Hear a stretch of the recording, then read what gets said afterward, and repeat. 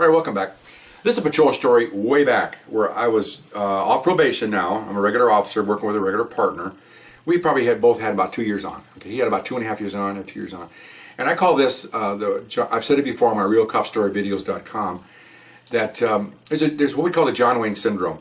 We had a full head of hair, flat stomachs, physically fit, outrun any 16-year-old there is, and walk around with a swagger. All young officers do this. It's what degree is how you want to control it.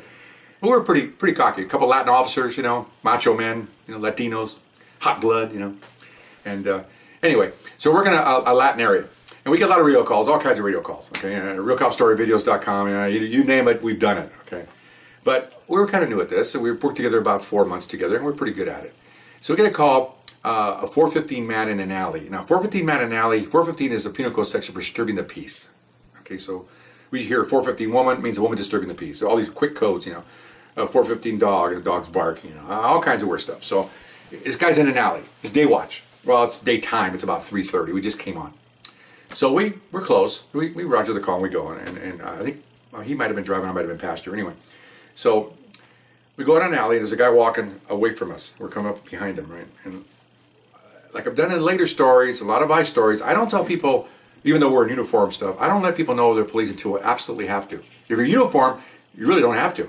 You really don't. I mean, obviously it's visual. Oh, he's an officer. So, but even then, I would wait. If I had the advantage of them, like coming up behind him, I wouldn't just sit there and jump out and say police, especially if the guy's far enough away where he's going to take off running. You do the very last minute, so you're real close to him, up and close and personal, and then he starts to move. As soon as he starts to take that first step, you take him down. We like that efficiency, not to let it get too far away. So he's walking away from us. So we come up on him real slow in the black and white. Never even saw us.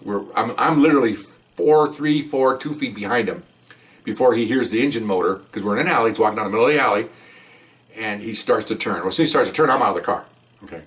Because I figure he's going to run. And he looks and he goes, so I'm coming up on him. I got my nightstick. I put him nightstick in my grommet. You hold it here. How you doing? Put your hands up. Okay, fine. So about that time, my partner's coming around over here, right? And so we purposely, if you're the suspect and I'm talking to you, I stand right here. And we're trained. My partner does not stand right here because we're two targets together if he wants to do something.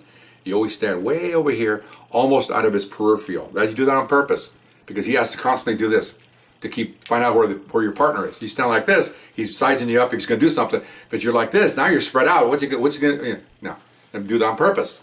I did that my whole career. So I'm talking to him, and as I walk up, and as my partner walks up over here, he goes, "All right, this is what he says. I got to warn you. I'm a karate expert. My hands are lethal weapons. I have to warn you right now." And I go, "Okay." And I had this trick where I'd be standing like this, holding on my stick, and I would swing it upward, like this, and I reach back and I just drop it in my hand, It seems kind of funny now to do that, but believe me, in those days, I could just drop it and grab it within a second.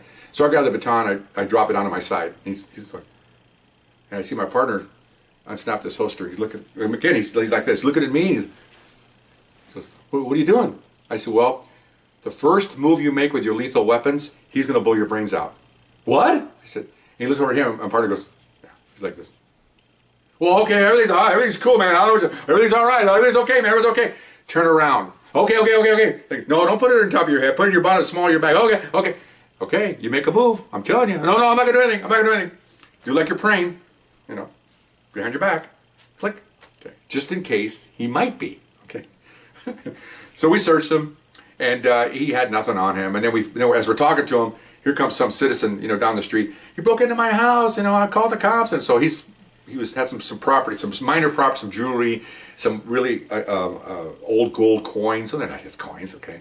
And the owner's pointing all the stuff out. So we took him for that, and we get him in the car, and we told the guy to go to the station so we get the detectives, because the detectives now are going to handle this. And so he said, okay, thank you. So the citizen he's happy, man. I mean, he called the police, and here they are. They got the guy. How often does that happen? And so he's all excited. I see him gets in his house and backing out there. He's gone. So we turn around, we're heading to the station. We're going to hand him off to the detectives. That's their job now. It's day shift. And so I'm in the back seat with him, right? We're driving along. And, he's just sitting there. I'm going, talk about BS. Okay. And he goes, would you, he's talking to my partner in front. We didn't have any cages in. He's back here with me. He goes, officer? He goes, partner, what? He goes, would you have shot me? He goes, in a minute. right upside the head. Oh, well, put his head down. I'm talking to you now, but he had his head down. He goes, I'm not really a karate expert. And I look at him, I go, really? I didn't know that. And he looks at me, bro, it doesn't matter. You cannot tell anybody you got lethal weapons in your hands. Some other officer might have just taken out the stick and just beat you. Because they can do that because you're threatening them with lethal weapons. How do we know they aren't lethal?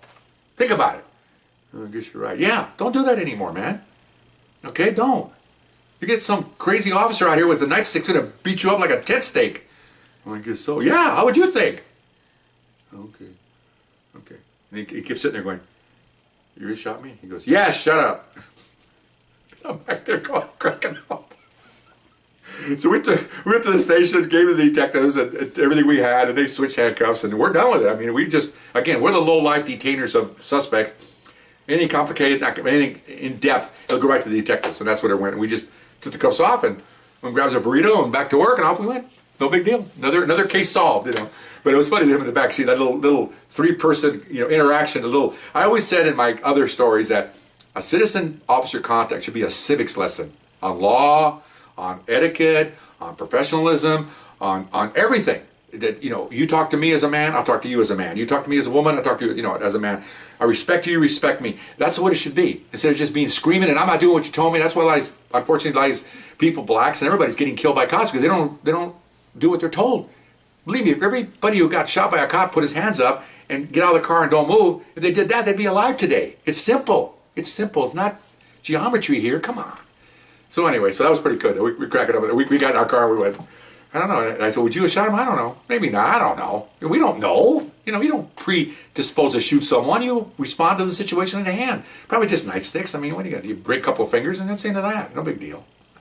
Anyway, hope you enjoyed that story, and we'll see you next time. Bye-bye.